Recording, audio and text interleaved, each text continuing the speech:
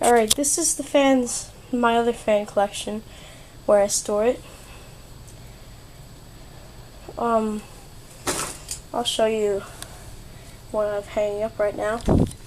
My Sears Emerson designer series. Has different shades, has different pulls on it, and this used to be where the Sears Emerson was. It was my childhood fan, but I took it down because it's a heritage. I'm going to use it for parts. Here's the mounting bracket. That one's cheap, when everyone bought the house. This is a codep hugger. I'm just putting the motor on top of the housing. Got it for $25 at Habitat. It has some, wear on it, obviously, but I liked it. It's a Hampton Cameron 2 Plus. I think it was repainted over white, if you can see that. The pulls are too. It's the mounting bracket. It only came with 2 of the screws, though.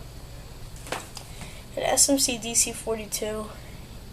It says Hampton Bay on it, but they made it in the early and late 90s. SMC made Hampton Bay. Well, that's for the this is a Heritage basketball hugger. It's the housing and the motor. I already had that hung up, but I took it back down where this Sears is now. So, these are the blades for this Hampton Bay. The codep huggers blades, stencil, down rod from that Hampton Bay. The SMC over here has another down rod on it.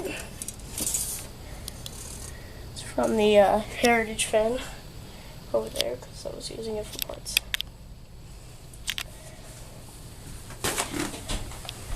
An extra set of JCPenney blades. There's 5 of them. Some DC42 blades. Heritage blades. And the Heritage basketball huggers blades. That's it for now. Also there's a light kit down there from the Heritage. Well, actually that's it, so thanks for watching. More fans to come.